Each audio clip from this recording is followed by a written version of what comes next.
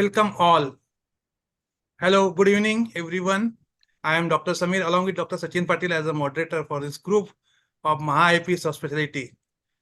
Today, we are giving up the last session of this year, and almost we have done 574 programs on MAHAIP YouTube channel, and we have 5,470 subscribers for MAHAIP. And thanks for this to Dr. Ramakant Patil sir, the president current, and Dr. Amol Pawar, the secretary for this group. And today, to start with the program, let me ask and request Dr. Ramakant Patil sir to introduce about the program and also about the guest of honor. Thank you. Thank you, Sachin. Good evening.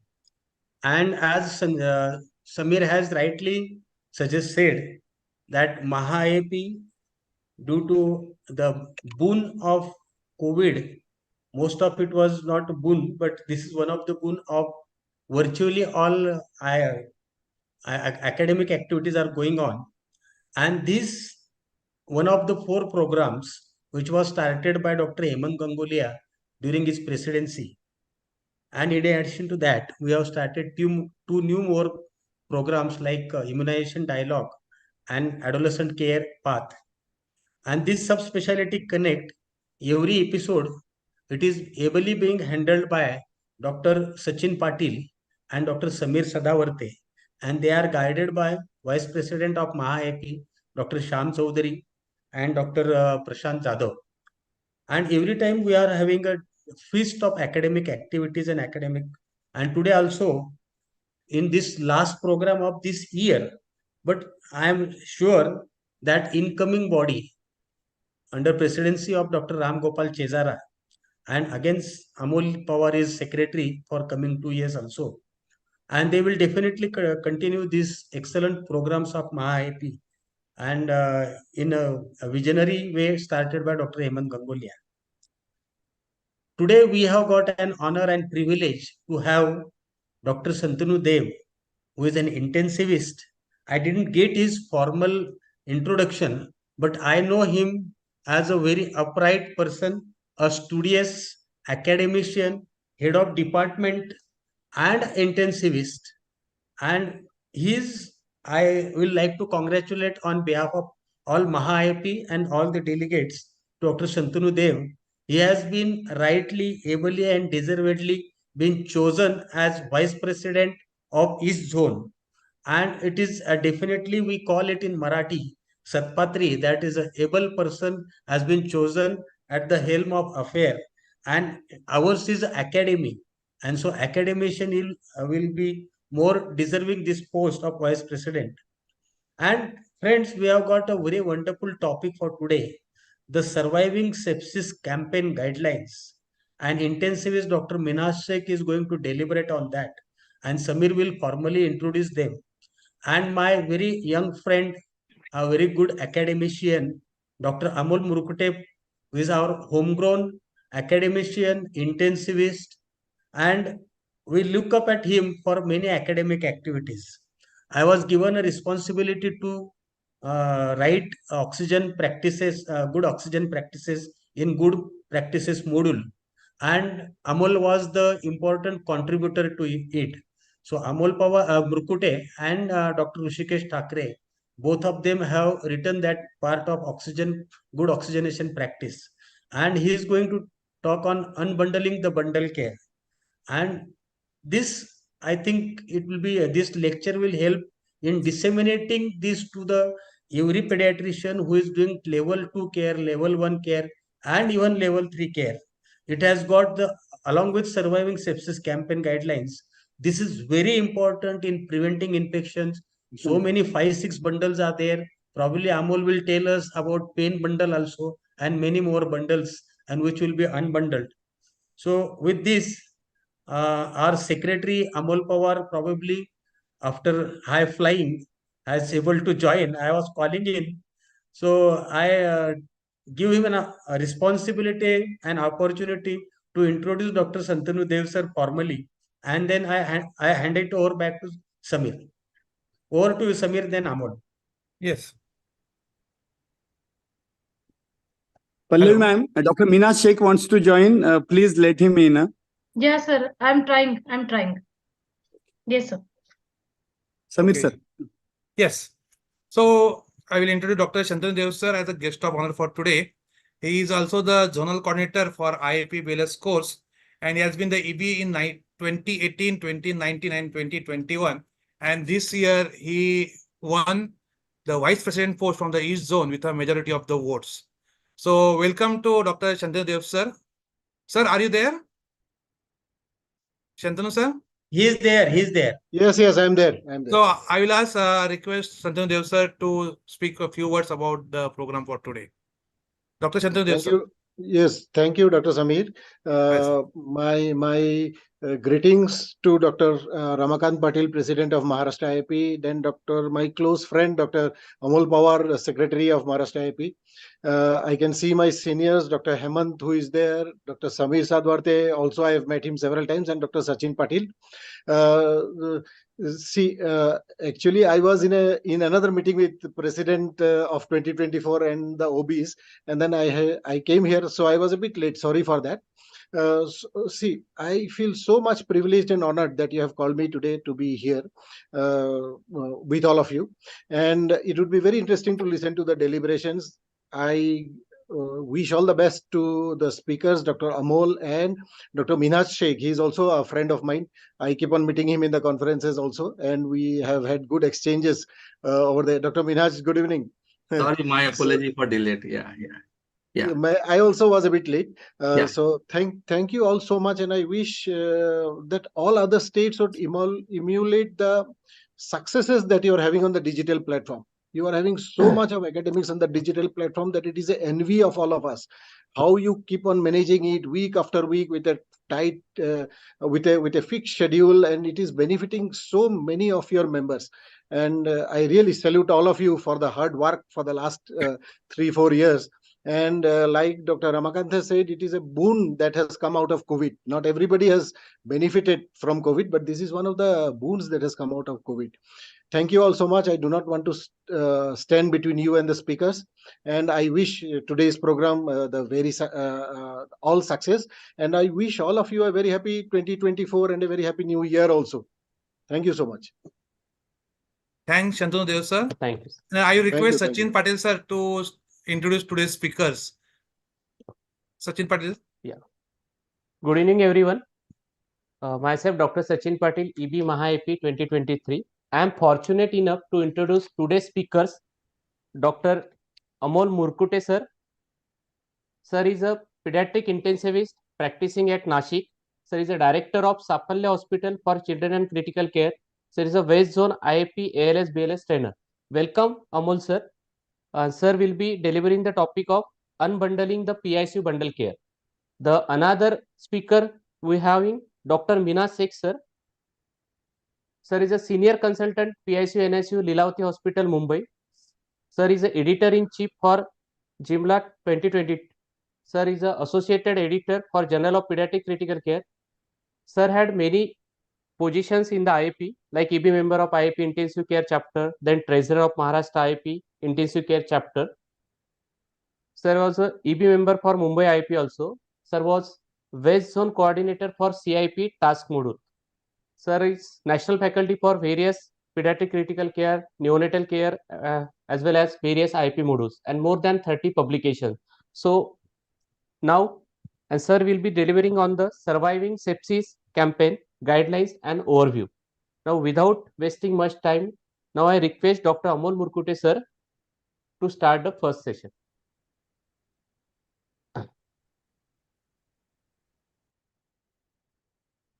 Is it visible, Pallavi ma'am? Yes, sir. Yes. That means I am audible also. Yeah. So good evening, all of you. Before I begin, I would like to thank MAHAIP, especially President Dr. Ramakant Patil sir and Dynamic Secretary Dr. Amol Pawar sir for giving me this opportunity. I also take this opportunity to greet our mentor from ALS BLS fraternity, Dr. Shantanu Dev sir. Very good evening, sir. Also the moderators, Dr. Samir sir and Dr. Sachin Patil. Topic for today's Subspeciality Connect is unbundling the bundle care in PICU. And we should congratulate the think tank of MAHAIP for choosing this topic. As Ramakant sir said very rightly, that it not only prevents and mitigates the infection in PICU, but it also decreases the length of stay in PICU, the cost of expenditure. And another one thing which I would like to highlight is that practicing bundle care is one of the key elements if you are willing to accredit your institute for NABH. So in that angle also, knowing these variety of bundles is very important, and their relevance and importance is very significant. So before we venture into the topic, do you know Kamishibai? Any chance? So I'll give you a couple of clues. Kamishibai is not related to Kalsubai. And another clue, that if you have heard of K cards, the word K stands for Kamishibai. If it still doesn't ring any bell, you will have to listen to the entire talk to get the answers. And like they say in all the reels nowadays, watch it till the end. So what is care bundle? Care bundle is a set of interventions which, when practiced together, will result in better patient outcome. These are set of interventions, but not anybody will stand up and find his own bundle and start practicing. It has to be evidence-based, plus it has to stand the test of time. And they have to be practiced regularly, sincerely, and honestly. For example,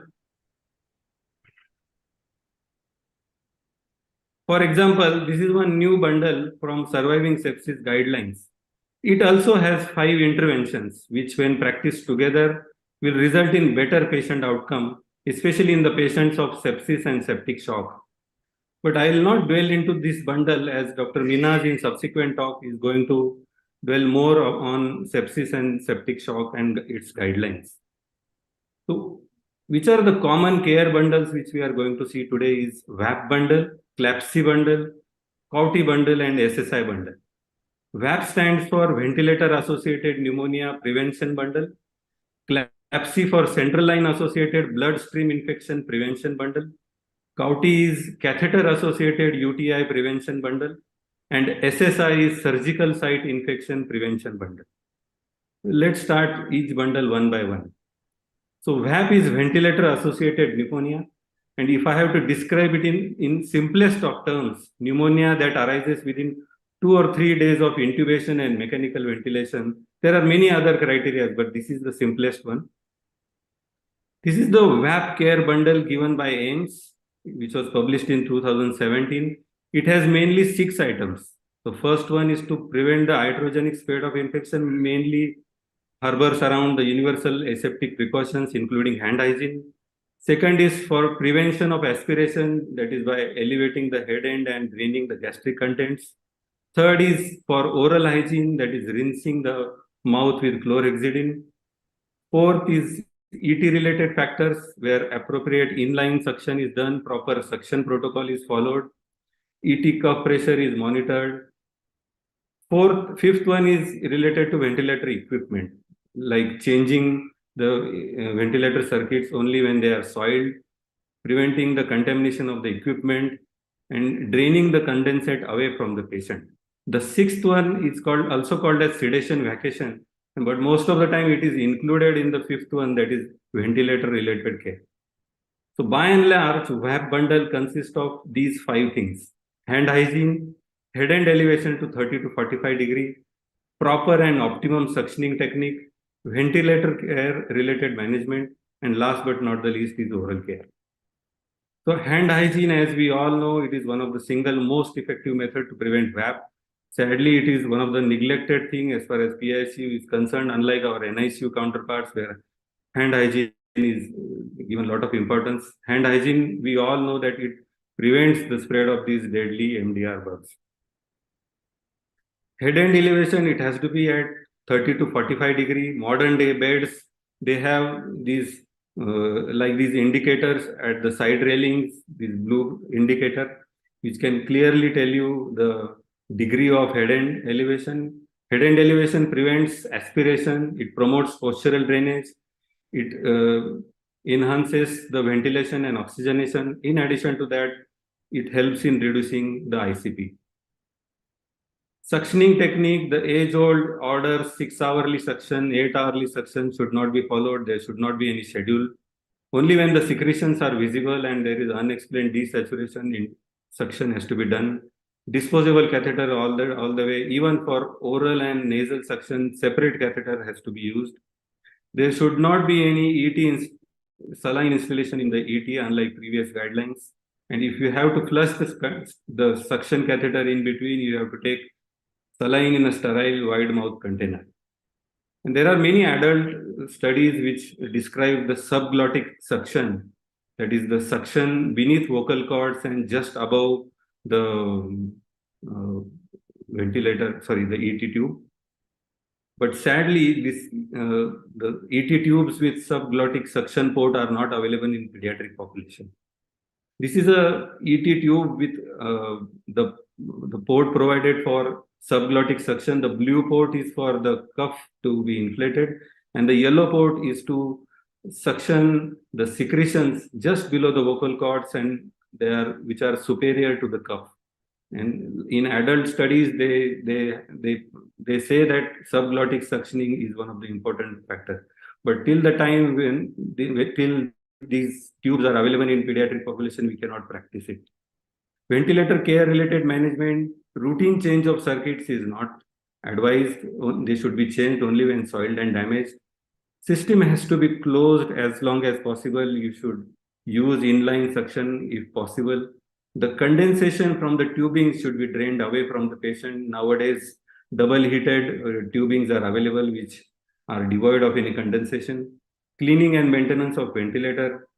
Very important point is to assess the readiness of extubate daily. These are spontaneous breathing trials. They have to be done daily. And consider shifting to non-invasive ventilation as early as possible. Daily interruption of IV sedatives, we call it as sedation vacation. So these are two things, spontaneous breathing trials and spontaneous awakening trials. They have to be done daily. So oral rinsing with 0.12% chlorhexidine at least twice. And you should also rotate a swab inside the mouth to remove the biofilm. Apply moisturizer on oral mucosa and lips.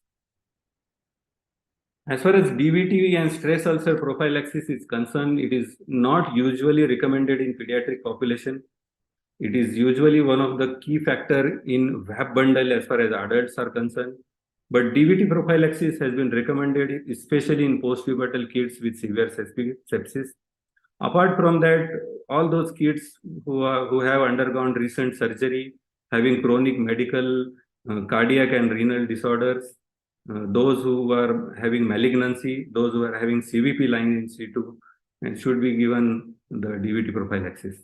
And the stress ulcer prophylaxis should be given only for the kids with risk factors. But nowadays we are giving PPI to almost all the kids. What are the risk factors for stress ulcer? They are mainly thrombocytopenia, coagulopathy, traumatic brain injury, prolonged surgery, severe sepsis, etc. So if you see the recent evidence as far as effectiveness of VAP bundle, this is one of the recent study from pediatric critical care medicine. It is a systematic review and meta-analysis. Almost 11 studies were included, and they have not quite surprisingly have deduced that implementation of VAP bundle results in decreased VAP ventilator associated pneumonia incidences. So there is no surprise that VAP bundle is effective. But even if you see few older studies in the early part of the century, there are different types of studies, retrospective, cohort, and others. Their bundle elements slightly differ, but most of them, almost all of them have shown the results that VAP rate decreases with the practice of VAP bundle. I would like all of you to concentrate on the results of the last study. It says around $2.4 million were saved by practicing VAP bundle. So It is also one of the very effective way to reduce hospital stay and the cost of hospitalization. But our main problem is the compliance with the WAP. सगळं कळतं पण वळत काही नाही. Successful and effective WAP bundle implementation with good compliance results in very effective prevention as far as WAP is concerned. And our main problem is accountability, which needs good leadership, education of the staff, execution of these WAP bundles, evaluation and taking feedback from patients and caregivers. So next is CLAPSI bundle. CLAPSI stands for Central Line Associated Bloodstream Infection. Here also there are a variety of definitions, but the most practical definition is if we can grow cultures from both central line and peripheral line, then we can label the particular child with sepsis as having CLAPSI. Otherwise, it's a contamination. So what are the components of CLAPSI bundle? Hand hygiene, chlorhexidine skin antisepsis, proper site selection, maximal barrier and aseptic technique, and daily review of catheter. The hand hygiene again is one of the key factor. It has to be done before and after palpating the catheter insertion site, and no common sense. It has to be done before inserting, replacing, accessing, repairing, and change of dressings. And ideal thing is to avoid palpation of the artery or the vein after chlorhexidine antisepsis. But it is not routinely follow. Many a times, 10-20 times we palpate just before pricking the child because we do not want the second prick. But ideally, after chlorhexidine skin antisepsis, palpation should be avoided. Site selection is one of the controversial topic as far as central lines are concerned. There are different studies comparing subclavian with IJV with femoral. Common sense says that femoral is having greater risk of infection, but there are studies which have compared femoral site with IJV and subclavian. And if proper care of femoral site is done, even the infection rate is comparable with IJV and subclavian. The site selection has to be the person who is putting the line, whatever site he is comfortable, that is the first priority. And getting a central line in a sick child is a priority rather than debating over which site to select. So most of the time we take a small central hole towel and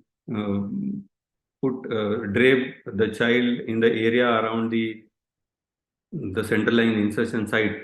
But how many times have we draped a child entirely like shown in this picture? So this is one of the key factors as far as CLAPSI prevention is concerned, that maximal barrier and large sterile drapes has to be used. The daily review of catheter is one of the key element in CLAPSI prevention bundle. Transparent tegaderm dressing has to be used. We should watch for infection signs, sutures. Trained personnel should monitor the CVP insertion site. And we should always ask ourselves, is the line necessary today? Can I remove it today?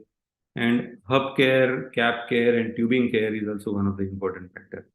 We can practice this HOPERD acronym so as not to forget this catheter daily review. It was published in some couple of years back. This is called as HOPERD technique. H stands for hand hygiene. O stands for observation of insertion site for pain, erythema, and signs of infection. P stands for prevention of occlusion. If the CVP is used intermittently, we have to use this SASH technique. That is after each administration, for each administration, saline administration followed by the administration of drug, again saline followed by heparin, SASH. And this saline has to be 3 to 5 ml till the lumen is cleared of blood and its residues. The heparin used in SASH is 50 units per ml. That is, the volume to be used is 2 ml for child more than 3 kg, and 4 units per ml and 1.5 ml of that concentration for kids less than 3 kg. If the CVP is used continuously with either IV fluids and TPN, we have to add heparin to the TPN or IV fluid at least 0.5 to 1 unit per ml. And after changing the IV set, or at least every 24 hours we should flush it with 10 ml of normal saline. Then E stands for evaluation of the infective lesions and dressings. Aseptic technique while changing the dressings. The first dressing should be changed within 24 hours, and if we should also check for the signs of bleeding. Regularly, at least 7 days, dressing should be changed. If the site is dirty, it should be changed immediately. And like I mentioned earlier, we should always ask ourselves, is there any indication still whether we should continue CVP or not? R is replacement of set is also one of the important factor. If IV fluids are without medication, the set should be changed with every 4 days. If there are medications in the IV set, it should be changed daily. TPN lipid infusion IV set should be changed every day. And if blood transfusions are running continuously, the set has to be changed every 4 hours. And last but not the least, we should check for position and sutures of CVP in every shift of our sisters, that is every 8 hourly. So this is Hopper technique, and which is very useful for the daily review of catheters as far as central lines are concerned. So again, there is a evidence not very long back, some 2 years back only. This was a retrospective study. What they did is they analyzed the implementation of CLAPSI bundle prior to the intervention, and then 6 months and 3 months post intervention into the 3 categories. And here also the reinforcing CLAPSI bundle significantly decreased the CLAPSI complications and its incidences. Here also a few important studies in the early part of this century, and most of them are showing that CLAPSI rate decreases with implementation of the bundles. The elements, they are little bit changing from study to study, but grossly only these 5 things are there which I have told you. Next is catheter-associated UTI, CAUTI bundle, and CAUTI is defined as UTI in a child with current urinary tract catheterization and who has been catheterized in the past 48 hours with significant bacteriuria and symptoms. And the signs are attributed to UTI with no other identifiable cause. There are 3 major components of CAUTI bundle. This insertion part, where we take care of aseptic precautions, the right size of Foley's catheter, and which is properly secured. Maintenance part, where we do daily assessment. The system has to be closed always. The flow should be unobstructed, and there should not be frequent change of the urinary bags. And removal wise, there has to be prompt removal whenever it is not indicated, and aseptic precautions while removing. So grossly, there are again 5 components of CAUTI bundle, which are mainly hand hygiene, shift-wise assessment of catheter, placement of device, pericare, that is perineal care, and maintaining a closed system. So before we practice bundle, we should always think whether really the particular child is needing catheterization or not. And the indication is that if it is not indicated, we should not insert. No routine catheterization for operative patients. And for post-operatively, we should remove it as soon as possible, preferably within 24 hours, unless it is indicated to use for longer time. Universal aseptic precautions, it's a no-brainer. We should practice it.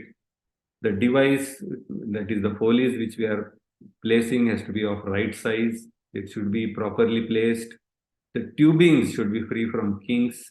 The system should be dry, clean, and intact. And most of the times we keep bag on the bed of the patient. It should not be kept for very long time. It should always be at below the level of the bladder. Pericare is perineal care, that is washing genitals and anal area at least once per shift. But if it is not possible, at least during daily morning care, the perineal area should be washed with soap and water. It prevents skin breakdown, itching, and infection. We should also educate parents regarding the pericare. Maintaining closed system is also important. Frequent change of urinary bags is not advised. Last bundle is surgical site infection prevention bundle. SSI is defined as infections of the incision or the organ or the space that occur after surgery. SSI bundle has 3 main components: pre-operative part, operative part, and post-operative part. Pre-operative part consists of the optimum health of the patient, that is nutrition, devoid of any comorbidities, immune competent, good glycemic control, skin preparation, that is bathing and hair removal. Hair removal should be by electric clippers, but not by the razors, which can lead to minor abrasions and infection at the surgical site. Antibiotic prophylaxis, that is selecting a right antibiotic, right dose within 60 minutes. And if the surgeries get prolonged, it should be redosed again. And most of the time, we should try and discontinue antibiotic within 24 hours. Even for open heart surgeries, where I studied in NH, after 24 hours, the antibiotics were discontinued. Operative phase consists of sterile OT environment. The door openings should be minimized. Instruments, hand hygiene, and everything should be sterile, which we all know. Post-operatively, these are two important things, that is oxygenation and body temperature, because these are key determinants as far as good wound healing is concerned. SpO2 has to be maintained for more than 95%. Normothermia should be achieved as early as possible. As far as incision site is concerned, the sterile dressing should be kept for at least 24 to 48 hours. If the wound is left for delayed closure and healing by secondary intention, it should be packed with sterile moist gauze, which is again covered by the sterile dressing. So this was as far as the main 4 bundles which are practiced quite often and regularly in PICUs. But I would like all of you to sensitize about this ABCDEF bundle, which is also called as delirium prevention bundle. And in the West, with the help of few foundations, they have launched a program or an initiative which is called as ICU Liberation Initiative. And because of this ICU Liberation terminology, the picture of Superman is there in this ICU Liberation logo. If we see the evolution of this ABCDEF bundle, it started in the late 90s, where we were not having any clue why few of our patients were confused. Till that time, we were not knowing that these kids are in, or these patients are in delirium, especially those who are sedated and paralyzed. Then came a groundbreaking ABC trial, which consists of spontaneous awakening, spontaneous breathing, and combination of spontaneous awakening and breathing. With the advent of this ABC trial, this ABC bundle got expanded in 2010 or so, where in D and E was added. At present, ABCDEF bundle is practiced in adults most of the times. A stands for assessment and prevention management of pain. B stands for both spontaneous awakening and spontaneous breathing trials. C for choice of sedation. D is prevention and management of delirium. E is for early mobility, and F is for family engagement. I tried searching ABCD bundle and its relevance in pediatric population. And quite surprisingly, in the last year itself, they have proposed this ABCDEFGH bundle in pediatric. God knows it may go up to Z also in the coming time. But this is as far as today's scenario is concerned. A stands for analgesia, sedation, and withdrawal management. B stands for breathing, that is both spontaneous breathing trial and awakening trial. C is for communication. D is similar to adult delirium prevention and management. E is again same, early mobilization. F is family involvement.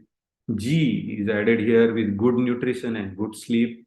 H is home care, where PTSD and post intensive care syndrome is remembered and taken care of. So this is as far as ABCDEH bundle, and or rather a delirium prevention bundle.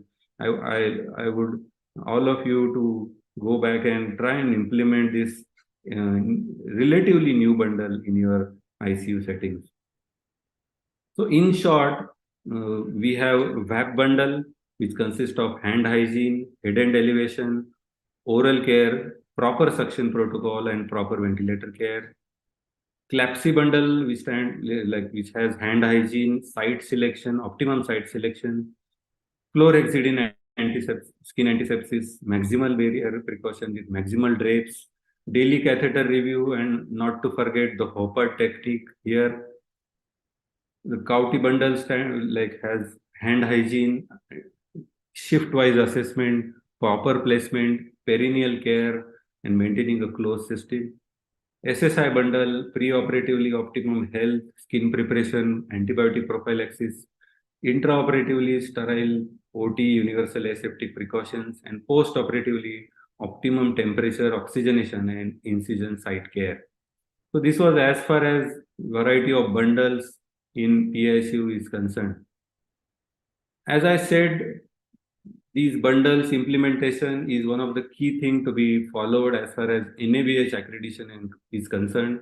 I spoke with one of the NABH auditor and he gave me this CLAPSI bundle which is followed by NABH. It is slightly crowded picture, but if you can concentrate, the first half is the data to be filled by the sister while inserting the central line. Like in the indication of the central line, which site is selected, date, if the catheter is removed, what is the date, number of days and all. The second half of the slide has another table which has the CLAPSI bundle components. And if you can see, the columns are D1, D2, D3, D4, D5, and so on. So daily, the incoming sister has to tick the particular part of that CLAPSI bundle, and wherein we can monitor whether CLAPSI bundle is implemented properly and the staff is compliant enough with respect to implementation of CLAPSI bundle. But again, this needs a sincere and dedicated effort to enter the things honestly. Coming back to Kamishibai, Kamishibai is not the name of any lady. It's an ancient Japanese storytelling art where the story unfolds with the help of picture cards. And these picture cards are called as K cards. So what is the relevance with our topic? So these K cards were implemented in the industries, that is manufacturing units, as a visual control to perform audits and while doing quality checks. What they did, they prepared a card which had a front side which is green colored and the back side is red colored. If particular subunit is compliant with the SOPs of that manufacturing unit, that particular subunit will get flashed with a green part of the card, and if not, that subunit would get a red card. So when the inspector or the supervisor arrives, just by the visual glance, he or she can make out whether the entire subunits of that particular manufacturing industry is compliant with the SOPs. Similarly, some 7 to 8 years back, these K cards were implemented into the healthcare industry. And these are now most commonly practiced as far as implementation of these bundles. For example, this is a K card for CAUTI insertion part. As you can see, the front part is green and the back part is red. So whenever a RMO or a sister is preparing himself or herself for insertion of Foley's catheter, the nursing supervisor or infection control nurse would verify whether all parts of CAUTI insertion bundle are followed. If all boxes get ticked, that particular patient would get a green K card flashed in front of that patient. Similarly, during daily rounds, the nursing supervisor or the infection control nurse will verify whether the entire CAUTI bundle is followed or not. What they do in the west or in the far east part, they have a slot besides patient bed, wherein there is a place to insert these K cards. So if a particular staff is compliant with all the components of particular bundle, the slot will get inserted with green side facing forward. So whenever a consultant arrives, just by the visual glance, he can make out which patient bed is compliant with the implementation of variety of bundles. Similarly, this is a K card for CLAPSI prevention. As you can see, the front side is green and back side is red. They also give a key to a patient's relative, mainly mother, who helps in implementation of this bundle. And if the sister is compliant with all the parts of CLAPSI bundle, the patient's bedside will be inserted this front side facing all of us. So whenever we arrive in our PSU, just by the visual glance of all our beds, we can make out whether all our beds are compliant with the implementation of these CLAPSI bundles or a variety of other bundles.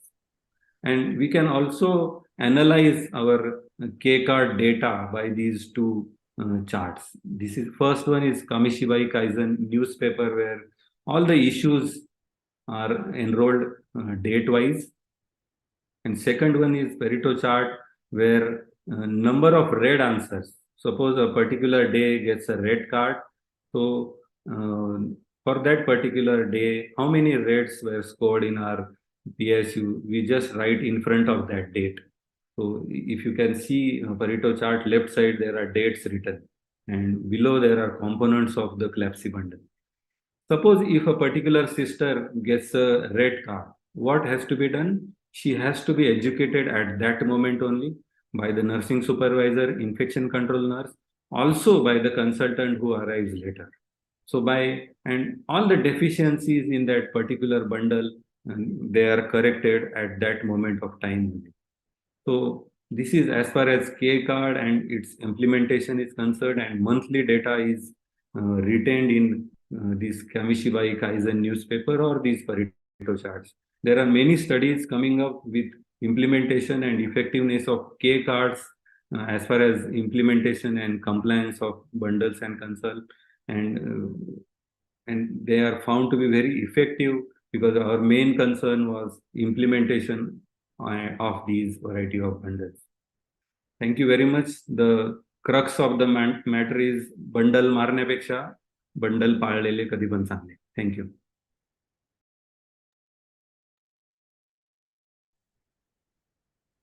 Thank you, Amol sir. Samir sir, please start.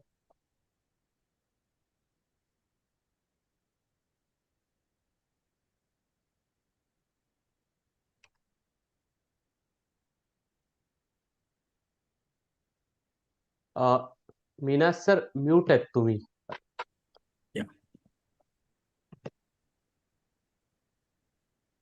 So thanks, Dr. Amol Murkute sir. You presented it very well, and definitely the word Kamishibai, it was very nice one, new introduction. We have heard about this name, but never tried to make sure what was that. And today make it very clear. And you mentioned very clearly about the WAP, CLAPSI, and all others, COTI, SSI. It was very nice presentations and very up to date.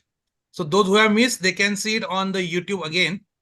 And I will cut short now and ask Dr. Minash Sheikh Ahmed sir to go ahead with another interesting chapter in the pediatric ICU subspecialty.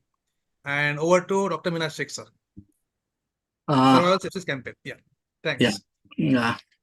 Respected senior dear friends. At the outset, let me thank again as a customary to Maharashtra Subspeciality Connect team, ably guided by the dynamic duo. I say dynamic duo in the sense of president, who has been an excellent human being in the form of Dr. Ramakant Patil, and the dynamic Amul Pawar, who has been Secretary General Maharashtra IP, along with my friends Dr. Samir Sadawarth and Sachin Patil. We welcome our guest of honor, our friend Shantanu Dev as well, for this season 2 pediatric critical care, and I shall be talking about surviving sepsis campaign guidelines and overview. So let's come to business. Okay, so this is what I am going to talk about: a surviving sepsis campaign international guidelines 2020, an overview. A case vignette. We often come across this kind of presentations: a 6-year-old child brought in casualty with fever of 3 days duration, bluish patches over the limb for 1 day. On pediatric assessment trial, as appearance, workup, breathing, circulation, he has been found to be drowsy, breathing rapidly with increased workup breathing, and pale looking child. On examination, his tachypneic heart rate is RR is 40 per minute with increased work of breathing. Heart rate is 160 per minute. Tachycardic is hypotensive. For 6-year-old child, the blood pressure is just 70 millimeter of Hg. Pulses are barely palpable, extremities are cold, and CRT is less than more than 5 seconds. So, independent of the diagnosis, the first thing that we do in our clinical assessment is what is called as physiological status.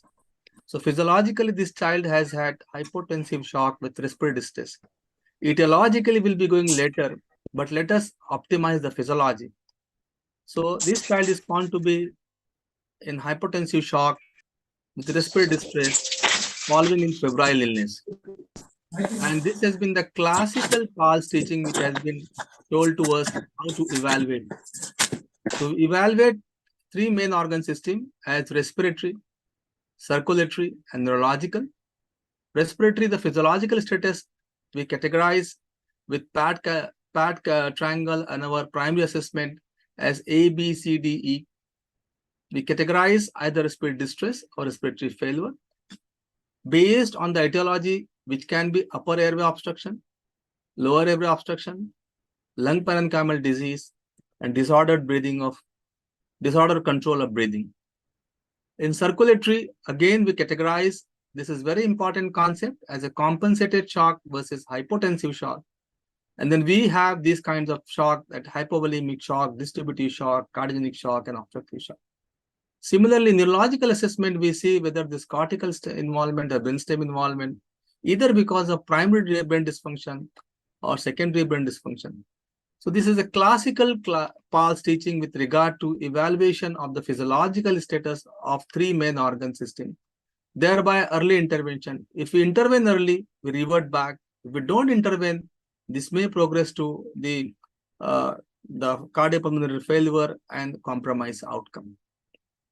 So, independent of whatever the teaching, the initial intervention has been maintain airway, breathing, circulation.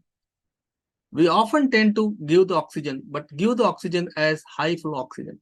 So, start supplementing high flow oxygen. Put the child on vital sign monitoring as appropriate. Have a vascular access. Collect sample. The important sample is, of course, the blood sugar, the biochemistry, and if this febrile illness is there, the blood culture. Fluid resuscitation and fluid maintenance. And do not forget to give first dose of antibiotics if you're suspecting sepsis and septic shock. So independent of etiology, these are the initial interventions that we often do. Now coming back to the topic proper, the sepsis. Sepsis has been a leading cause of morbidity and mortality in children worldwide. Globally estimated 22 cases of childhood sepsis per 100,000 person a year. 2,000 plus cases of sepsis in newborn per 100,000 live birth has been reported. 1.2 million cases of childhood sepsis per year. And the mortality range from 4 to as high as 50% based on the multiple factors as severity of illness, the host factors, and availability of healthcare resources. So you can have the mortality as much as 50%. And what is this surviving sepsis campaign guideline? The group of people came together as a part of Society of SCCM, Society of Critical Care Medicine. And they started, the first edition came in 2004. And the revision is every 4 years, 2008, 2012. And in 2016, till now, from 2004 to 2012, it's with adult guidelines which were extrapolated in pediatric population. However, in 2016, for the first time, a separate task force for children was constituted. And in 2020, the important addition was the guidelines for resource-limited setting. So this will talk in our slides to come. So this is the timeline with regard to surviving sepsis campaign guideline, which is internationally accepted guideline by the Society of Critical Care Medicine. Over the time as well, the sepsis definition has changed from 1992 as ACPP SCCM Consensus Conference to to 2005 as International Pediatric Sepsis Consensus Conference, where the definition of sepsis was based on something called as SIRS. SIRS plus infection was sepsis. Sepsis with organ dysfunction was severe sepsis, and sepsis with shock was septic shock. So there was definitions with regard to SIRS, infection, sepsis, severe sepsis, septic shock, and multi-organ dysfunction. However, in 2016, there was adult definition based on SOFA 3 called as sepsis 3, where it has been simplified as sepsis as life-threatening organ dysfunction. Believe everything is important. The life-threatening organ dysfunction caused by dysregulated host response. The host response has to be dysregulated to cause life-threatening organ dysfunction. This is defined as sepsis, and septic shock is a subset of sepsis with circulatory and or cellular metabolism. So you can have, in septic shock, you can have circulatory failure and or cellular metabolic dysfunction. To make it simple, as we see in the clinical practice, you have signs of sepsis as fever, tachycardia, tachypnea, etc. And a possible source from a focus, as we say, it is either from lung, urinary tract, or GIT. We do some lab test as septic biomarkers, that's CRP, procalcitonin, and we add on microbiology as the microbiological isolation of the organism. The combination of these attributed to infection, and infection plus organ dysfunction is sepsis. And how do we have the organ dysfunction? We can have circulatory organ dysfunction as expression as hypotension, tachycardia, hyperlactemia. Respiratory, we can have tachypnea, low SpO2. Neurological, disorientation, confusion. This is all the reflection of hypoxia and reduced substrate delivery in shock. What is shock? Is demand-supply mismatch. The demand is more, the supply is less. We can have hematological expression in the form of organ dysfunction as low platelet. We can have oliguria or increased creatinine level, and hepatic, we can have icterus or hyperimmunuria. So these are the expression of organ dysfunction in sepsis and severe sepsis. Now, coming back to the today's topic, that is Surviving Sepsis Campaign International Guidelines for the management of septic shock and sepsis-associated organ dysfunction in children. Believe this is for the first time in 2020, they came out for the children.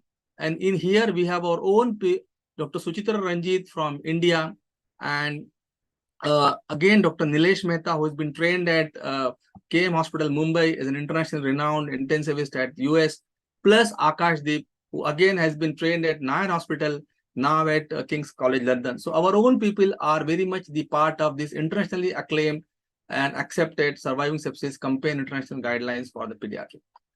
So what they have done, they actually have they have the subgroup or categorized in the form of recognition and management of infection, hemodynamics and resuscitation, ventilation, endocrine and metabolic therapies, adjunctive therapies, and research priorities in pediatric sepsis. So they have identified these 6 areas for formulation of guideline.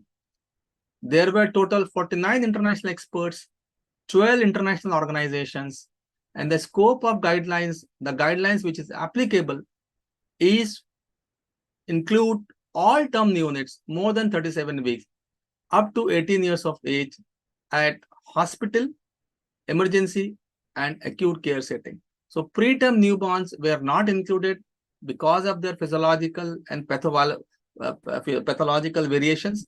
However, all children from full-term newborn beyond 37 weeks up to the age of 18 are included for consideration in this guideline. And what is the suggested or how they have been described? Suggested against denote a weak recommendation from very low to low quality evidence, and recommended against denote strong recommendation for or against arising from moderate to high quality evidence. So the entire guidelines is the combination and culmination of lot of evidence. So accordingly, they only had 6 strong recommendations. They made 77 statements. Of the 77 statements, only 6 have been strong recommendations. 52 were weak recommendations, 9 were best practice statements. For 13 questions, they could not have any recommendation, and they identify 49 areas for research priority. So what are the interventions? There have been 77 statements, but clubbing together, these are the major interventions that have been described in these guidelines. So we'll go one by one. So the interventions includes screening and diagnosis, the fluid therapy, use of vasoactive agents, antimicrobial therapy, hemodynamic monitoring, use of corticosteroids, ventilations, and blood products. We'll discuss this one by one and we see what we do and what actually should have been done. Okay, before we actually dwell into all these things, we must know and we should know what are the therapeutic endpoints of sepsis and septic shock. Most of the therapeutic endpoints of septic shocks are clinical. They do not need high-end gadgets. And these includes normalization of heart rate with good volume pulses, capillary refill time normalizing, coming back to less than 2 seconds, extremities which are warm and not flushed, normal blood pressure for age, normal mental status, urine output. Mind way, urine output is a very good marker of your blood pressure and perfusion pressure. If your child has a good urine output in absence of any urinary abnormalities, it's a good marker of your perfusion pressure. And improving serum lactate and metabolic acidosis if you have facilities for doing the gases. So of the all, if you see all above except serum lactate needs bedside clinical monitoring. So these are the therapeutic endpoints for septic shock. Next important thing is to define the hypotension in healthcare setting with no ICU. This is an important deviation or important, not I will say deviation, the important introduction in the guideline with regard to healthcare setting with no ICU.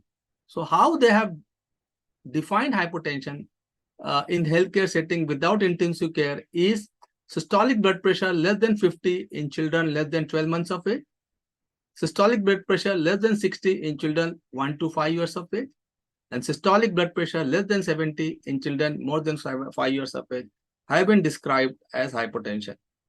And or presence of all three World Health WHO criteria as cold extremities, prolonged capillary refill time for more than 3 seconds, and weak and fast pulses. This is defined as hypotension. So important thing is to understand the definition of hypotension in healthcare setup with no ICU. Fair enough. So we come to first thing, that is initial resuscitation algorithm for children in sepsis and septic shock. So you have done the child, the moment the child has come, the index case that has come to us, we have to have the systematic screening of sepsis in children, where you have two things. Either you have a septic shock or you have sepsis suspected. So septic shock, if you have a septic shock, the timeline is, if you have a septic shock, your timeline is within 1 hour. The within 1 hour, we have to, within 1 hour of initial recognition of shock, these are the intervention that we have to do. So obtain IV or intraosseous access. Try to have the intraosseous needle with you. They recommend that if one is not been able to get the IV access within 90 seconds, one should try intraosseous. Collect blood culture. Start empiric broad spectrum antibiotics. Measure lactate if facility is available. Administered fluid if shock present, and start early vasoactive agents. We'll come to this. So this is the intervention which is required to be done within 1 hour if the septic shock is present. If the sepsis is suspected but shock is not present, you have some more time to do. So within 3 hours of initial suspicion of suspected sepsis, expedite diagnostic evaluation. So you can have the diagnostic evaluation, and if diagnostic evaluation supports sepsis associated organ dysfunction, again 1, 2, 3, 4, 5, 6, we have to do the intervention. And in the process of expedite diagnostic evaluation, at any point of time, if a child develops shock, we go in the pathway of septic shock and do the needful as has been described over here. So this is very important, initial resuscitation within first hours of identification of sepsis. The next is fluid therapy. There have been a very good presentation in the past in the form of Dr. Vinay Patki and Dr. Mahesh Mohite talking about the fluid therapy in pediatric. I'll make it very short. What are the questions that have been there? So how to use fluid therapy in short? What volume to be given? Whether it is to be given rapid or slow? And what fluid to be given? Crystalloid and colloid.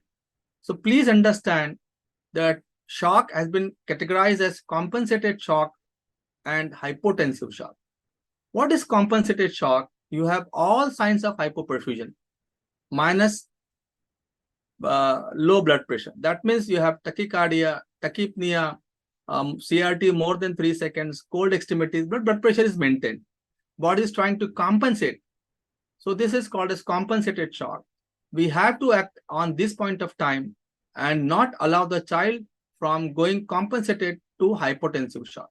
And if you have signs of hypoperfusion with hypotension, this is hypotensive shock. So we have to understand at what stage of shock we are in.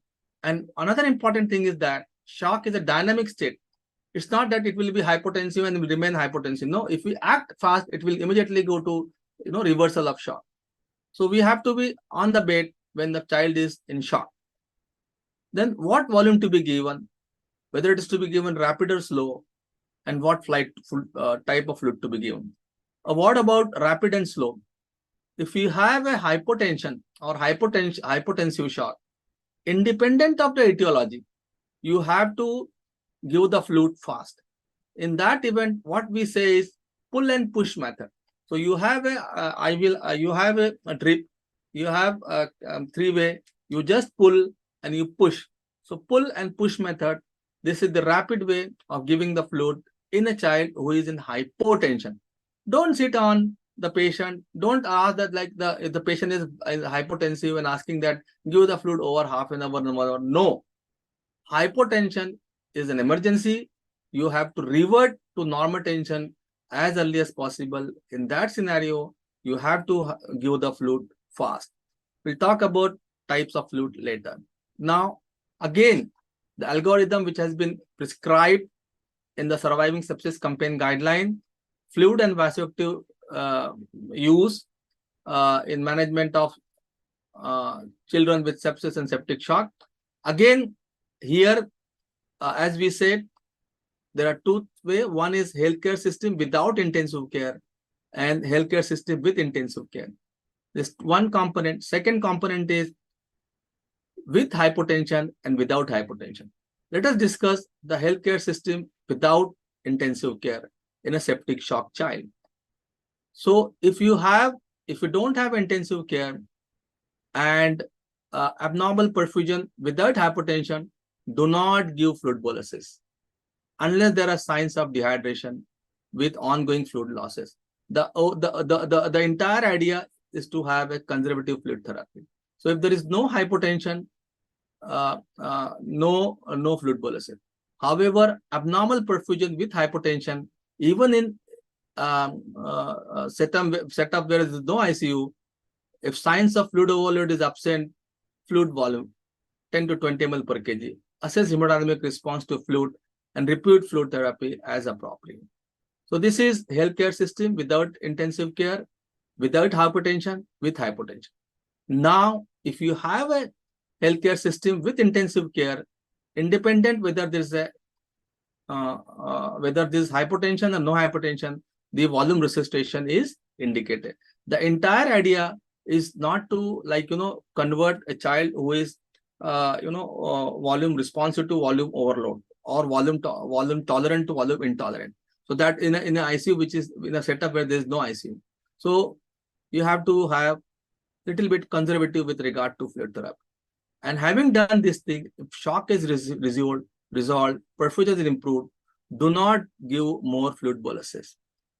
Consider maintenance fluid and monitor for signs and symptoms of shock. So assessment, intervention, reassessment, this is the key.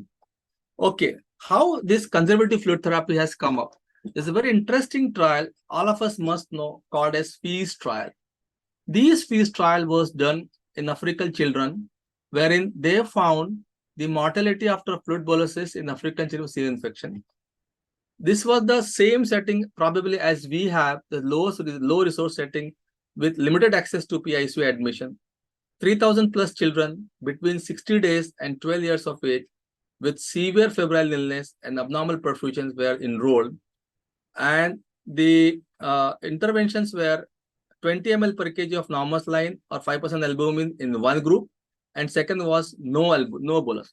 So this was the fluid regime, either boluses with 20 ml normal saline, 20 ml per kg normal saline or 5% albumin, or no bolus. And what was the important outcome was that fluid boluses significantly increased 48 hours mortality in critically ill children with impaired perfusion in resource limited setting. So, these children were with malaria and anemia, and if you give more fluid, they tend to have a compromised outcome. So this is an important trial, which is called as FEAST trial, has changed our outlook with regard to fluid therapy. So we have become more conservative. More conservative does not mean when we need it, we will not be giving. As I said, if a child is hypotensive, independent of whatever, bring him to the normotensive, either giving 10 ml per kg, 20 ml per kg, or in cardiogenic shock, you can give as low as 5 ml per kg. So you have to give the fluid if required, but be conservative once you have what is called as resuscitation phase. This is an important trial which has changed our practice to conservative fluid therapy. Okay, now coming to the fluid types. So the guidelines suggest the crystallite rather than albumin as a fluid for resuscitation, and suggest balanced crystallite. What is balanced? The balanced crystallite is balanced salt solution. The fluid which is equal to the concentration and the pH equal to our plasma. So this is the one which is prescribed. The outcome is said to be better in adult. In observational study in pediatric also, the outcome is said to be better. The balanced salt solution that is available to us is Plasma-Lite and Ringal lactate, with of course its limitation as cost. However, if you have balanced salt solution, it is preferred nowadays. And the guidelines recommend against the use of starch because it causes coagulopathy, it causes acute kidney injury, and it tend to have more mortality. And again, the guideline says we should not use gelatin. So if you need to actually use colloid, the preferred colloid is 5% albumin.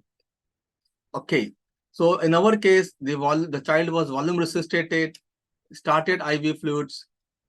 The heart rate has come down from 160 to 150. Blood pressure is improved from 70 to 80. CFT is still 4 seconds. Blood peripheral pulsation still better, but still feeble. That means the child is responsive to our fluid. So what next? So after fluid resuscitation, the next is vasoactive agents. Which one to start? Peripheral central line, and how to titrate. So these are the questions that were there. So again, in the guidelines, again, you have use of vasoactive agents, healthcare setting without intensive care, healthcare setting with intensive care. So if you have a healthcare setting without intensive care and without hypotension, monitor hemodynamics, consider vasoactive inotrope if available. They say consider. Okay, where in case of abnormal perfusion, in a setup where the ICU is not available, consider epinephrine or non-epinephrine after 40 ml per kg of fluid has been given, or if signs of fluid overload develops. So early introduction of vasoactive agents, either epinephrine or non-epinephrine. One is not superior to other. Nowadays, the practice is to start non-epinephrine and epinephrine in cardiogenic shock or post-CPR. So in septic shock, the tendency is to start with non-epinephrine. Now, healthcare setup with intensive care, independent of whether there is hypotension or no hypotension, we after 40 ml per kg, or if the signs of volume overload appears, we have to start inotropes. So fluid in ml per kg should be dosed as another important concept is you have nowadays we have obesity. So we do not go like 90 kg and all those things. We say what is called as fluid titration based on ideal body weight. What is ideal body weight? Is weight for height. So you have a weight for height charts available. Accordingly, you can titrate your fluid and medications also. So After having this intervention, if shock resolved, perfusion improved, do not give more fluid boluses. Consider maintenance fluid and see for the signs of therapeutic endpoints of shock that we have discussed earlier.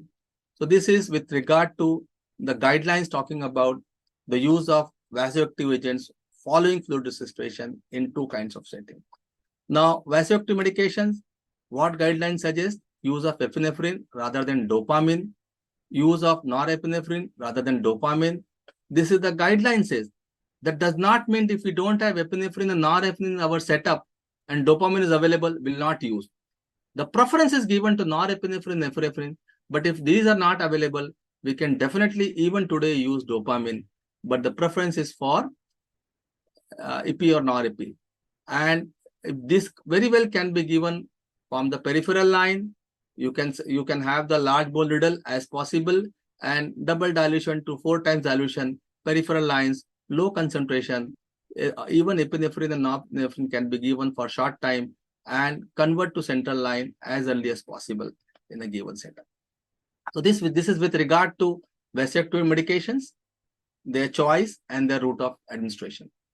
With regard to why dopamine is nowadays is not preferred, this is an important trial, which is double-blind prospective randomized control trial of dopamine versus epinephrine as first-line vasoactive drugs in pediatric septic shock, published in Critical Care Medicine 2015, wherein the observation was dopamine was associated with increased risk of death and hospital-acquired infection, and early administration of peripheral or intraosseous epinephrine was associated with increased risk in the population studies. This is a landmark trial with regard to dopamine. Thereby, the dopamine has gone out of favor in most of the PICUs, and we are going towards norepinephrine and other vasoactive agents based on the type of shock. Okay, we all know the choice of vasoactive agents: norepinephrine, epinephrine, dopamine, vasopressin, dobutamine, and milrinone. The doses, their effects on their receptors and all, I will not go into details. These are very much available all over.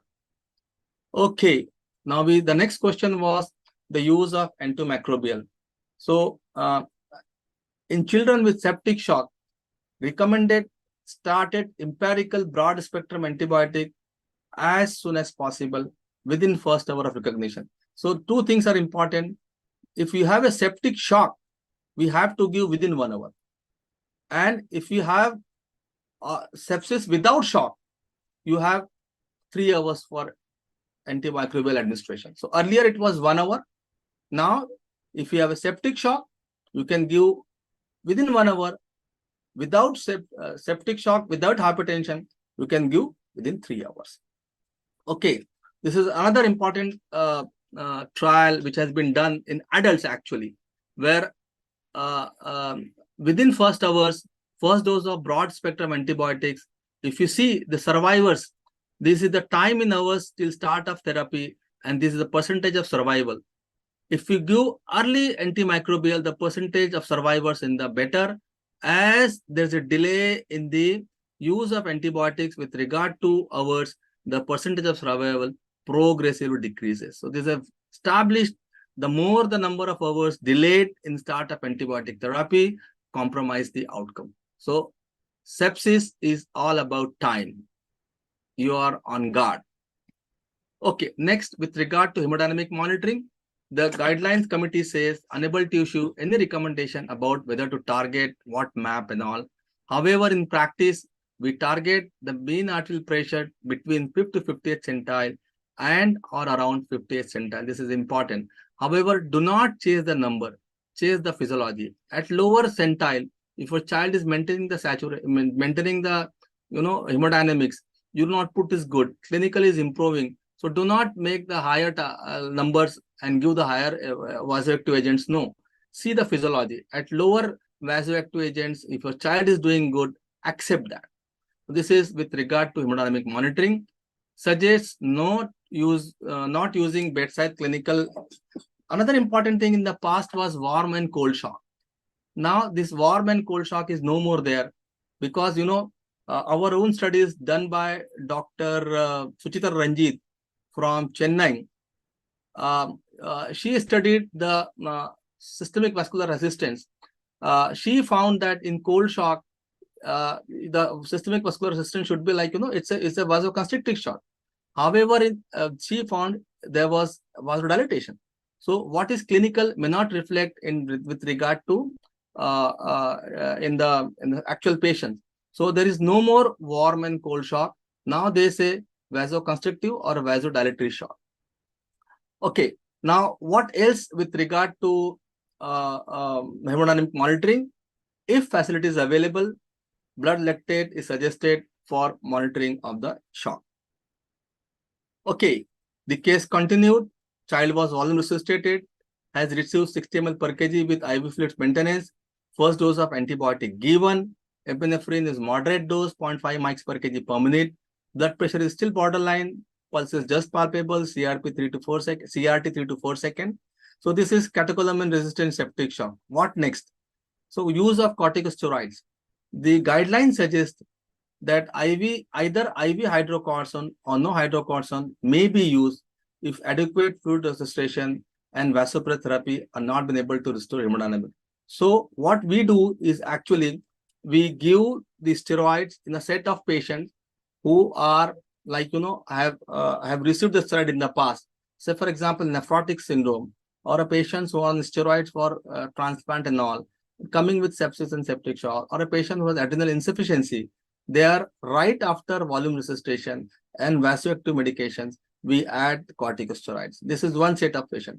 Another set of patient, something called as catecholamine resistant shock. So you have given optimum dose of catecholamine, and still the patient is not responding. We can add on corticosteroids at the dose of 50 to 100 milligram per meter square or 2 milligram per kg per day, 4 divided doses. Okay. Now this is one important trial with regard to use of steroids. The hydrocortisone plus fluorocortisone for adults with septic shock. Of course, this was an adult trial, which was a multicentric, double-blind, randomized controlled trial. 1,200 plus patients, and what was the outcome is 90 days all-cause mortality was lower among who received hydrocortisone than among those who received placebo. So this is the base of use of hydrocortisone in sepsis and septic shock. Now case continued, volume resuscitated, epinephrine is on board, hydrocortisone is given, blood pressure is improved, but child has just jerky respiration and with bilateral crepes, possibly signs of volume overload. What next? So this child was intubated and mechanically ventilated. So what is the guidelines says with regard to ventilation? Guidelines, because of the evidence, the lack of evidence, have said that unable to issue recommendation about whether to intubate children with fluid refractive catecholamine resistant shock. However, in clinical practice, we do ventilate. And why do ventilate? These are the reasons that we ventilate the child. The positive pressure ventilation actually in septic shock act as inotropes. And how it acts as inotropes? It reduces myocardial work. It reduces myocardial wall tension, decreases myocardial oxygen requirement, reduces what is called as transmural pressure. What is transmural pressure? Is pressure inside the LV cavity and outside the cavity. So this is called as transmural pressure. Once the transmural pressure reduces, it reduces the LV afterload, and thereby it decreases the work of breathing, improves stroke volume and cardiac output. So positive pressure ventilation is recommended in patients with septic shock. Okay, so we have done all these things: respiratory support, we have looked for pediatric acute respiratory distress syndrome. Infection control has been taken care of. Fluid and vasoactive titration has been done.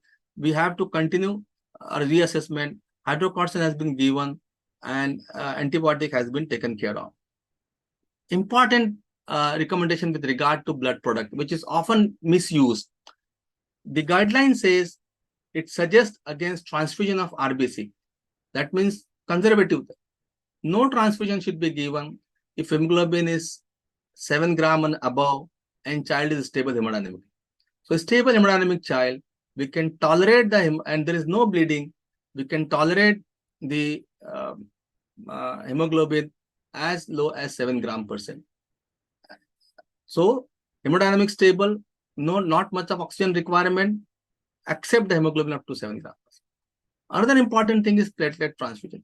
There is no role of prophylactic platelet transfusion. We transfuse platelet only if there is a clinical bleed and invasive procedure in presence of thrombocytopenia. Otherwise, there is no role of prophylactic platelet transfusion. And another important thing is there is no role of prophylactic plasma transfusion. Among all the blood products, the worst blood product is your FFP because it contains a lot of antigens. So, and we have often I have seen people are using FFP as a, as a replacement for albumin. No way.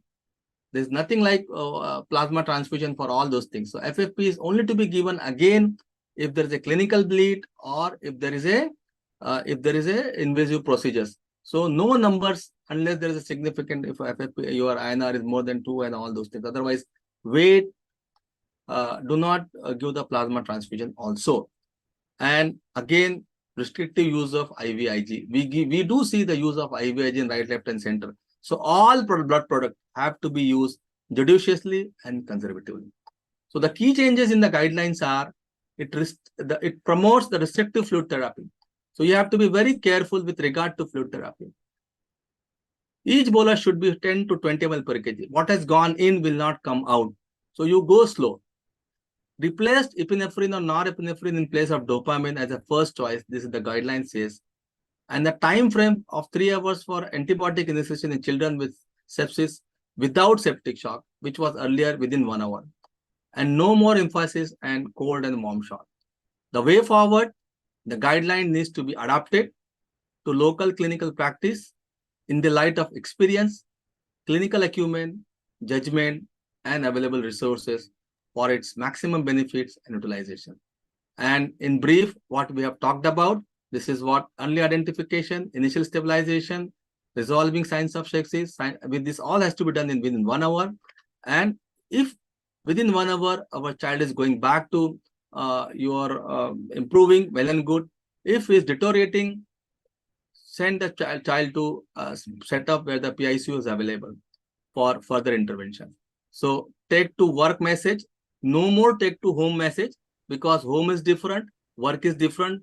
Do not take the work of workplace to home. So now the thing is, take to work message is early identification, titrated fluid therapy, frequent reassessment, judicious vasoactive inotropic use, judicious early antimicrobial therapy, proper ventilation, use of corticosteroids, and judicious use of blood products. So this is the group, Society of Critical Care Medicine Surviving Sepsis campaign. These are the references where I quoted. And with this, I conclude my presentation. Thanks for the patience hearing.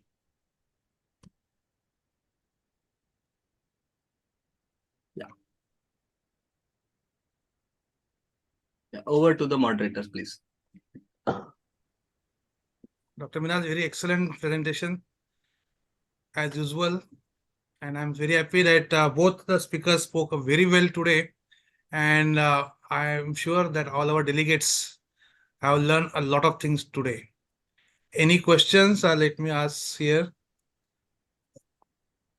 Sachin Patil sir, what do you feel for today? Definitely much more informative.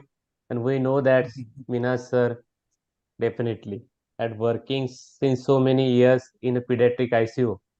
Each and every reference, each and every slides was really informative, sir. And Amol sir, we will definitely remember the Kalsubai. Really, Nishibai, not Nishibai, not Kalsubai. I have a couple Ramakant of sir is there. seniors, Sachin, I have a couple of seniors in the audience. One of them is Dr. Vineet Simdani. He's a senior Yeah, consultant. Vineet Samdani, I saw him. Yeah, so if Vineet is there, we would like to, Vineet, you can make your audio on and make your comments. Vineet is a very senior consultant pediatric at town in Mumbai, sir, and a very good human being also. So Vineet is available. Vineet, you can make your comments. Yeah. Yeah. Hi, Manaz. Yeah. Hi. Yes, yes. I think both the talks were excellent, and there was a beautiful insight and recent advances in sepsis. And some way or the other, I think we are lacking in these few points which will improve our tertiary care and also our primary care to reduce the sepsis and the complications. I think both the talks are very interesting and excellent. Thank you. Thank you, sir. I think Gosavi sir is there. Yeah, Today's I invite MMC the observer. yeah, Sachin, I want to have the two more opinion, one from Ramakant sir and one from Hemant Gangulia, Yes, yes. because these are our very, learned people. I must say, uh, these are the people from we can learn a lot. So over to Ramakant sir and Hemant sir. Thank you, Dr. Minaj and Dr. Amol. I can't agree more. It is 200% I agree with Dr. Vinit Samdani that it was excellent deliberation and presentation. The cake card and Jemba walk was a new insight, and this cake card and Jemba walk, even in industry, even head hunkos have to go to those do the Jemba walks for K cards. And if we are following it, definitely no stone will be left unturned in good patient management care. And what you see that in when our flight is being taken off, the pilot has to do 364 checks. So if these K cards, different checks are being done 8 hourly, 12 hourly, and 24 hourly, definitely it will go long way, and it has been proven definitely a very good deliberation on pressure supports and inotropes. And now it is now old adage, we can say definitely it is a good, unless until we do not have availability of adrenaline, epinephrine or norepinephrine, we shouldn't be using dopamine. And now it is after initial resuscitation, whether we are going to use dobutamine or not. And these survival sepsis guide, this in campaign guidelines, and there are definite recommendation, 9 recommendation, then in expert opinions and all those things, there are nearly 70 for these guidelines. And if those are followed, then definitely the outcome will be excellent. And I'm very happy that this last session of this year in our career has been a great success, wonderful insight from both young intensivists, and I'm really happy for you. And I hand it over to both the moderators, Dr. Sachin and Dr. Samir, for further. Hemant Gangulia sir. Sachin, Samir, Hemant Gangulia. Yes, sir. Gangulia sir, Dr. are you there? Seth, you are also taking our part of the moderating also. No, After I'm sorry, finishing but then these are exhaustive part of your lecture, Yeah. I'm so happy. So That is nothing. these are our seniors, who have shown us the path. I must tell you, these are our good leaders. Yeah. Hemant sir, are you there? Amol, I have got one question for you. Yes, sir. Why did we move from ethyl alcohol and povidone iodine to chlorhexidine alone? Are there studies, or Yes, sir. still they are at par? No, I think Samir sir will agree with me that chlorhexidine has proven outrightly to the iodine and other skin antiseptics as far as disinfection of skin is concerned. And there are studies which have compared chlorhexidine, which is far superior than the previously used things. Samir sir or Mina sir can In fact, sir, there are different types of point. You have, if you see, what is called as alcohol-based hand rub. So ABHR. So alcohol-based hand rub, we have two components: chlorhexidine plus 70% alcohol. So that is the base, and 0.5% and 2%. So studies are there which says they are better than the povidone iodine. So this is what the simple answer to the question. Because if you see all the guidelines and your nowadays, if you see all hospitals have 0.45% alcohol-based hand drop, which is alcohol-based hand It's drop. not only alcohol; it's alcohol with Plus chlorhexidine. Chlorhexidine, 0.5% chlorhexidine. So 0.5% like in the transplant patients, you need up to 2 to 4%. Otherwise, 0.5 for the general simple hand washing, and for surgical hand washing, you can go up to 2%. Yeah, for 4% is for dripping, for surgical dripping. Yeah. Yes. So basically 0.5 and 2%. So a hand rub 0.5% with 70% Scrub. alcohol, and for skin preparation for your procedure 2% with 70%.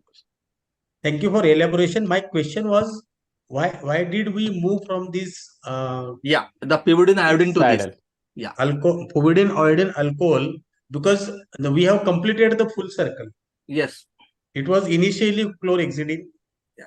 Then the question, this came up with the povidone, iodine, and ethyl alcohol.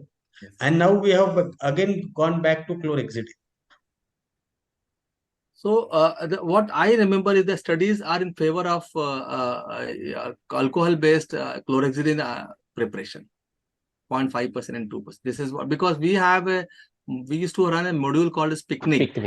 So there also these things used to ask a lot, and I remember it was before COVID. Emergency. Yeah, before COVID, and the answer was this: the studies are more in favor of alcohol-based chlorhexidine solution.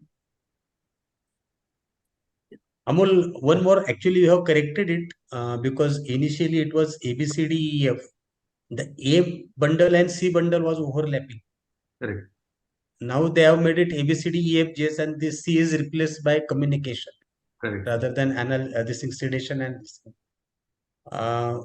What is a spontaneous awakening trial? What you means? It is. So it's a daily sedation vacation where all the sedation and paralysis agents are withheld for some time during especially during our rounds time. And by that, we try to wake up the patient and see whether child is delirious or whether sensorium is normal or not. That is spontaneous awakening trial. Yeah, many times a child remains on the ventilator, which is not actually required. So daily you check by lightening of sedation or just stopping the sedation for some duration, and check if the child is ready for extubation or going towards extubation.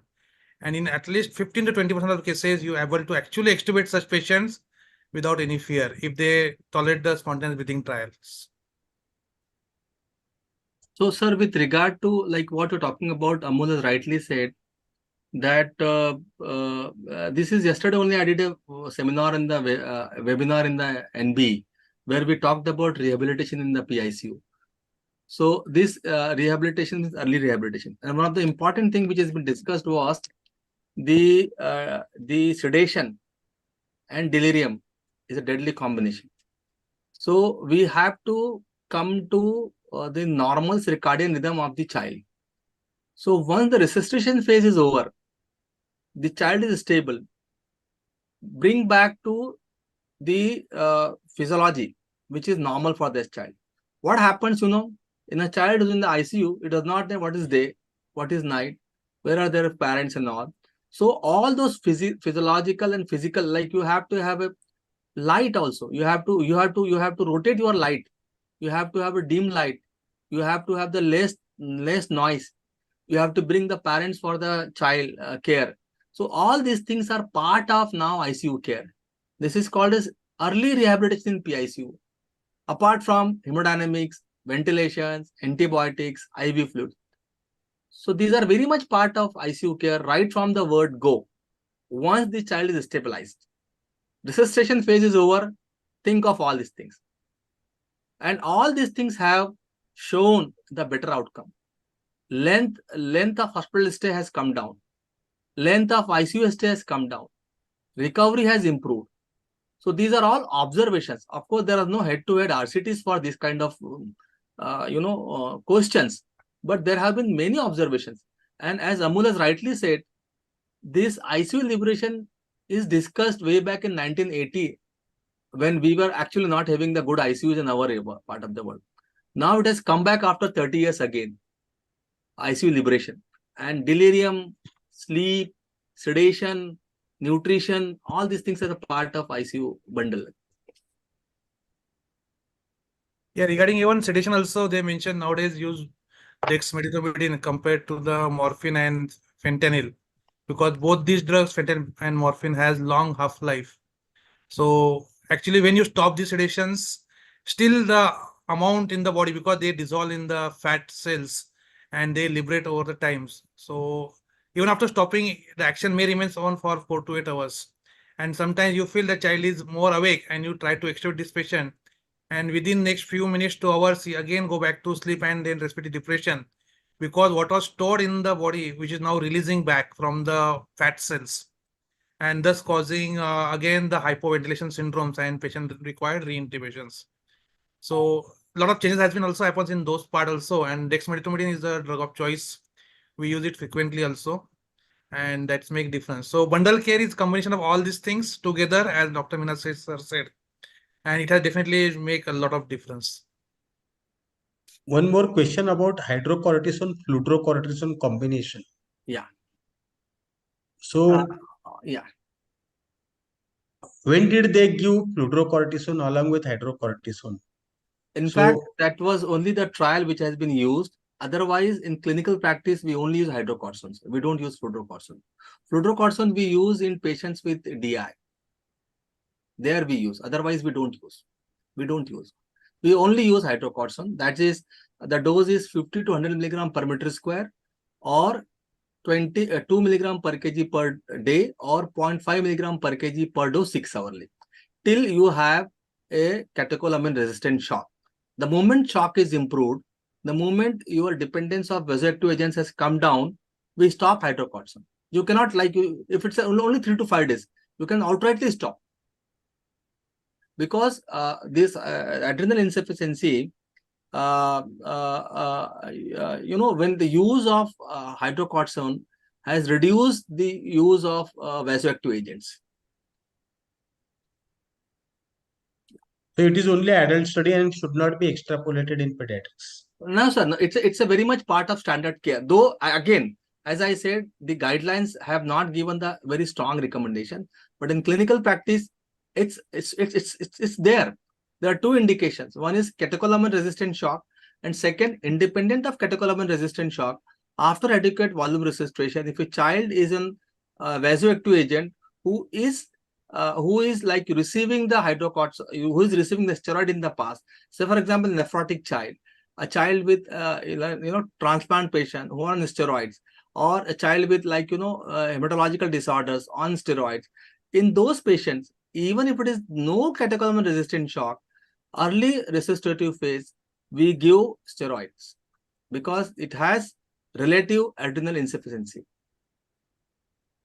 not absolute. So this is a part of, this is a standard of care, sir. Use of steroid. Early use of steroids. Amol, one question from my side, last one. Yes, sir. That whether POCUS, point of care ultrasonography, has replaced CVPs and all previously used Swan-Ganz and all invasive this thing. Is still there the role for CVPs, or POCUS has replaced it? If the unit is having ultrasound in ICU, like most of the tertiary care units they are having, it is usually advisable to use POCUS for insertion of CVP lines.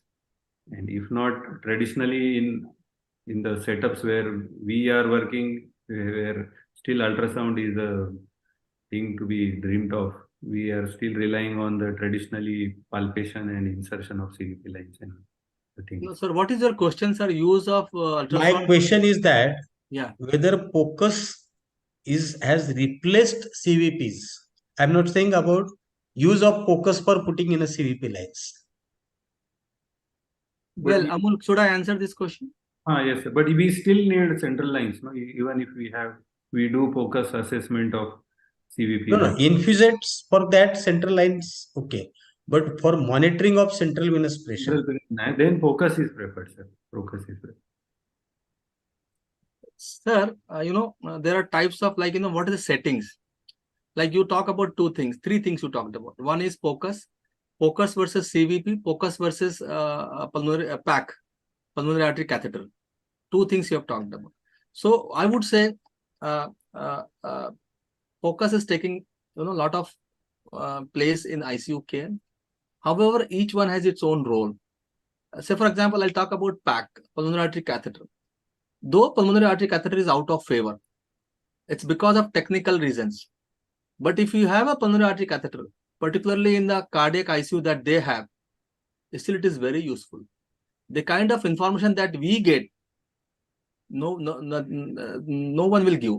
It's a direct, everything we are coming from pulmonary pressures, pulmonary wedge pressures, RA pressure, everything comes from.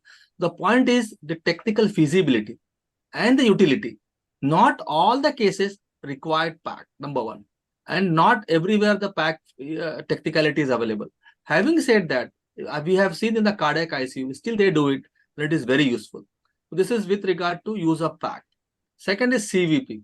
CVP in isolation nowadays has limited role. Because CVP changes, if you have a child is ventilated, if you have high PEEP, CVP goes in the way. So CVP largely out of favor, but does not like it has extension, it is in existence, but not out. So isolation may it is of no, it is not, but in combination, it is useful. We must say we still use sometimes CVP when required. Like in post kidney transplant patient, we keep a CVP of 8 to 10, 6 to 10 for our volume. So if you don't have other measures, CVP still is very useful. And POCUS for hemodynamic assessment, basically POCUS for hemodynamic assessment. Talk about the CVP and PAC versus POCUS for hemodynamic assessment. Yes, it has a great role in hemodynamic assessment. The POCUS has a role. But again, POCUS has a lot of limitations with regard to use and expertise. Because, small children, if your heart rate is 160, 180, what VTI you will have? With respect to time integral that you take at the aortic root. So it has its own limitation, but of course it's very useful. The POCUS in an experienced hand is coming a lot way. It's very useful. So it's a future. So places like NH, cardiac ICU, Samir sir will agree with me. They are still using. Yeah, actually for the CVP lines, only to start with, once I put the central line, and at that time, what is the pressure? 8 to 12, what we need. And if you keep it for longer duration, lot of hemodynamic changes occur, as mentioned by Yes. Dr. Minar also. SIDH is there, right side heart failure is there, ventilator settings are there, PWP is very high. So that number will always remain on the higher side, and you actually end up giving less fluid when actually required to give more fluid sometimes. Or in other way also, if CVP is looking still low, you give more fluid, but actually it is detrimental. Yes. So POCUS will tell you exactly the lot of other additional things that will measure the pressures, volumes, and all the other additional things in addition. And they also can see a lot of additional measures, including B lines and C lines. So that's where POCUS has changed a lot of measures. I Lot agree. of things. So POCUS is really useful in days to come. CVP hardly it is nowadays. And even- absolutely, we have actually stopped doing it most of the times. Only in the first phase, like as soon as you put, what was the pressure that time? After few hours or after few minutes, it will not be the reliable source. Though we extensively use it 8 to 10 years before or 15 years before. Now it has been changed completely.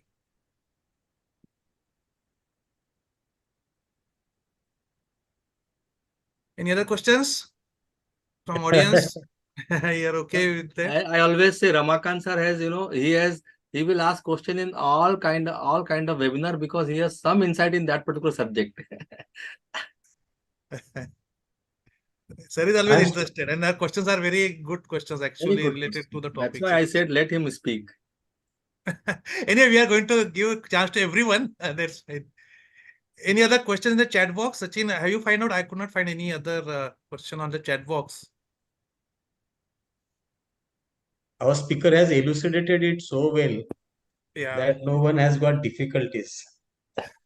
I'm the one learner. I want to have difficulties, so I did ask them.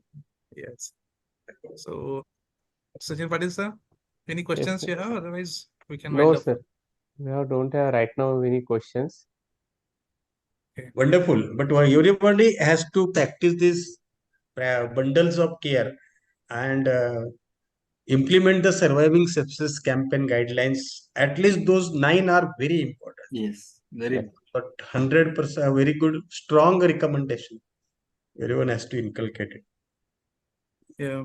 Now I That Dr. Mina request said Samir mentioned sir the for- last line that was like a titrate fluid, early identification of the shock, and then was vasoactive, anatropes, ventilation, microbiology, infections, corticosteroids. He was very classical way. I mean, I have to see it again after finishing this part. particular take-home message was very nice in both the cases. Dr. Amol Mukherjee also spoke about very nicely about the take-home messages. Samir, there is no more take home. It is take to work only. Both. Excellent. Good, excellent. good. That was good one. That was a good Ah, title. Take to yeah. work message and not home. Then Minaj Yeah. sir's one-liner was always great. So we have Seedha Dr. nishan Sanjay ete. Gosavi sir was with us. He just left out and said thanks for the program. He is a senior pediatrician and consultant in the Nashik, and he was today's MMC observer also. And thanks to all the audience who is almost now 196 right now. Yes. And on the YouTube also we have 500 people so far joined there. So it's a good program today. I will say excellent rather than good one. And thanks to both of the speakers today. Dr. Shantanu Dev sir is there. He has last comment from his side. Dr. Shantanu Dev sir. They are busy. The OB meeting is OB going on, meeting is going. and all EB meetings are going on. So Yeah. So we have to also speak about the vote of thanks, Dr. Milind Bardia sir, Dr. Mohan Wardre, Dr. Prashant Jadhav sir, Dr. Shyam Chaudhary sir, Chitra madam, Neha madam. All these are the back pillars for us, and they have made this program very excellent. And last 12 months we are doing this one, and before that in the last year also. So almost 23 programs we have done on this MAHAIP YouTube channel on the MAHAIP subspecialty. So thanks for joining everyone here, and we'll conclude for this program for today. So, yeah. thank you, you, Dr. sir. Minas, Thank Dr. you. Amol.